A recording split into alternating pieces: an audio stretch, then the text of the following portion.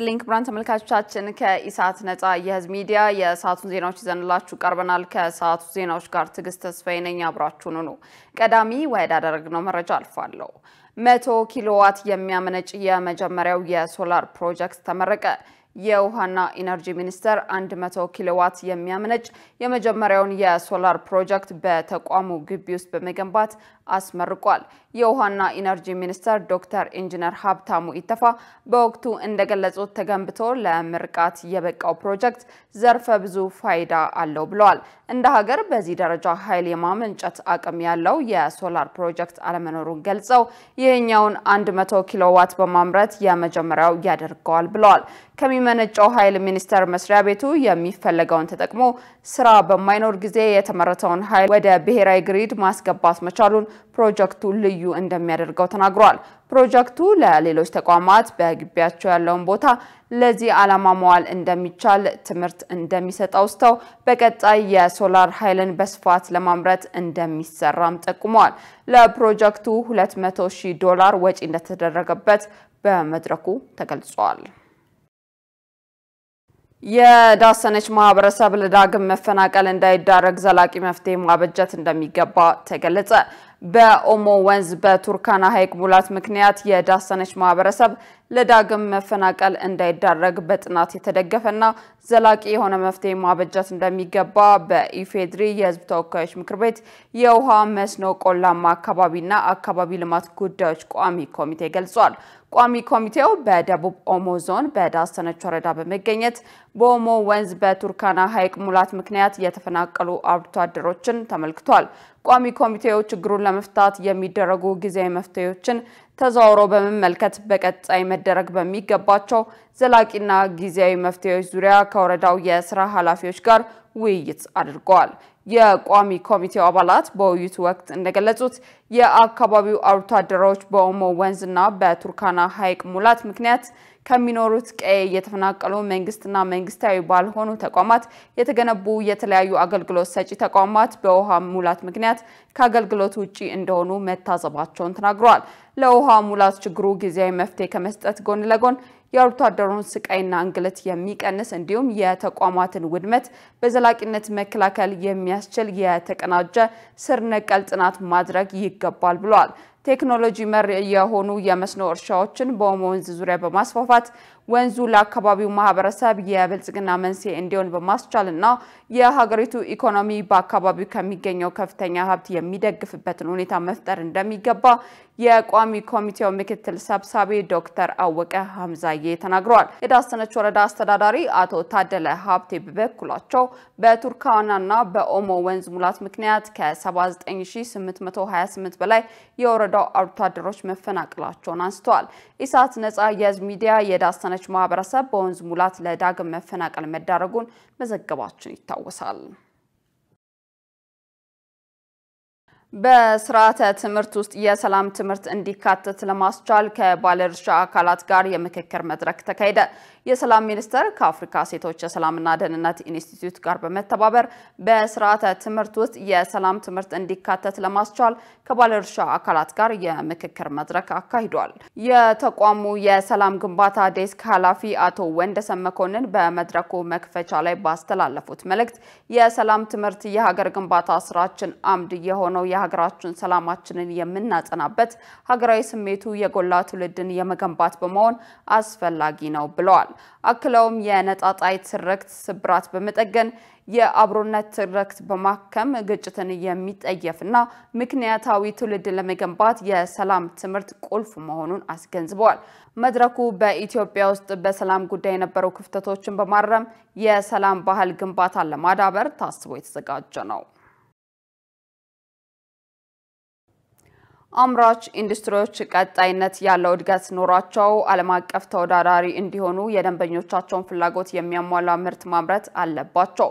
የኢፌድሪ ኢንዱስትሪ ሚኒስቴር ከኢትዮጵያ ደረጃዎች ኢንስቲትዩት ከጂአይዜድ ሶሊድ ጋር በመቀናጀት ለ20 ጨርቃ ጨርቅና አልባሳት ፋብሪካዎች ተወካይ በብሔራዊ የተቀናጀ የምርት ጥራት መቆጣጠሪያ ስርዓት ላይ የግንዛቤ ማስጨበጫ ስልጠና ሰጠ። በስልጠና መርሃ ግብሩ የጨርቃ ጨርቅና አልባሳት አምራች ኢንዱስትሪዎች ቀጣይነት ያለው እድገት ኖሯቸው ዓለም አቀፍ ተወዳዳሪ እንዲሆኑ የገዢዎቻቸውን ፍላጎት ሊያሟላ የሚችል ጥራት ያለው ምርት ማምረት እንዳለባቸው ተጠቅሷል። የስልጠናው ዋና ዓላማ አምራች ኢንዱስትሪዎች ሁሉንም ዓለም አቀፍ ጥራት መመዘኛ የሚያሟላ የጥራት ደረጃ ቁጥጥር ስርዓት መከተል እንዲችሉ ማድረግ ስለመሆኑም ተገልጿል። የመንገደኞች የግል መገልገያ ዕቃ በተመለከተ የጉምሩክ ስነ ስርዓት ይፋ ተደረገ። ማንኛውም መንገደኛ በየብስ ወይም በዓለም አቀፍ የአየር ማረፊያዎች በኩል ወደ ኢትዮጵያ የሚገባው ወይም ከኢትዮጵያ የሚወጣ ቢሆን ከተጠቀሰው ዝርዝር በላይ ዕቃ ከያዘ ታክስ እንደሚከፍል ተገልጿል። ስነ ስርዓቱ በመጓጓዣ ላይ መደበኛ ስራቸውን እየሰሩ ያሉ የትራንስፖርት አገልግሎት ሰጪ ድርጅቶች ሰራተኛና ተመላላሽ ነጋዴ እንደማይጨምር ከገቢዎች ሚኒስቴር ያገኘነው መረጃ ያሳያል። ማንኛውም መንገደኛ ወደ ሀገር ውስጥ ያስገባው ዕቃ ከተጠቀሰው አይነት ዋጋና ብዛት በላይ ከሆነ በልዩነት ቀረጥና ታክስ ይከፍላል። የቀረጥና ታክሱ ቋሚ ክፍያ እጥፍ ደግሞ እንደ መቀጫ የሚከፈል ስለመሆኑ ተጠቁሟል። በአማራ ክልል በዝንጀሮ ፈንጣጣ ኤምፖክስ በሽታ የተያዙ 2 ሰዎች መገኘታቸው ተገለጸ። በአማራ ክልል በመተማና ባህር ዳር ከተሞች በዝንጀሮ ፈንጣጣ ኤምፖክስ በሽታ የተያዙ 2 ሰዎች መገኘታቸውን የክልሉ የህብረተሰብ ጤና ኢንስቲትዩት አስታውቋል። በበሽታው በመተማ 1 ሰው እንዲሁም በባህር ዳር 1 ሰው አጠቃላይ በ2 ሰዎች ላይ የተገኘ ቢሆንም በሽተኞቹ በወቅቱ ተገቢውን ሕክምና አግኝተው በማገገም ላይ መሆናቸውን የኢንስቲትዩቱ ዋና ዳይሬክተር አቶ በላይ በዛብህ በሰጡት ጋዜጣዊ መግለጫ ተናግረዋል። ኃላፊው አያይዘውም የኤምፖክስ በሽታ ተገቢውን ጥንቃቄ ከተደረገ በቶሎ የሚድን በሽታ በመሆኑ ህብረተሰቡ ተገቢውን ጥንቃቄ ማድረግና የግል ንጽህናውን መጠበቅ ራስን ከበሽታው መከላከል ይገባል ማለታቸውን ያገኘነው መረጃ ያሳያል። በኢትዮጵያ እስከ ዛሬ ሰኔ 6 ቀን 2017 ዓ.ም ድረስ በዝንጀሮ ፈንጣጣ ኤምፖክስ በሽታ መያዛቸው የተረጋገጠ ሰዎች ቁጥር 19 ነው። መረጃው እስካሁን የተመዘገበው ሞት 1 ብቻ መሆኑ የተገለጸ ሲሆን በቫይረሱ ተይዘው በለይቶ ማቆያ ያሉ ሰዎች ቁጥር 16 መሆኑ ተጠቁሟል። ክቡራን ተመልካቾቻችን ከኢሳት ነጻ የህዝብ ሚዲያ ዜናዎቻችን አሁንም እንደቀጠሉ ናቸው። ወደ ውጭ ዜና አመራለሁ። ኢራን በአጸፋዊ ጥቃት 100 ድሮኖችን በእስራኤል ላይ ሰነዘረች።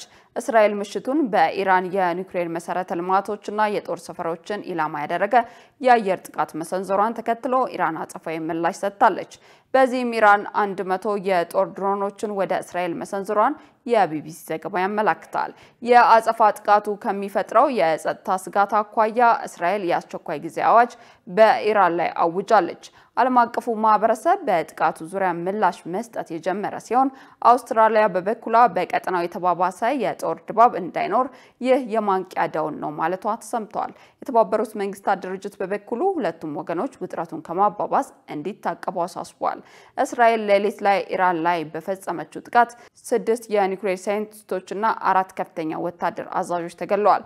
በርካታ የኒውክሌር ማበልጸጊያ ኢላማዎችና የከፍተኛ ወታደራዊ አዛዦች መኖሪያ ቤቶችን አውድማለች።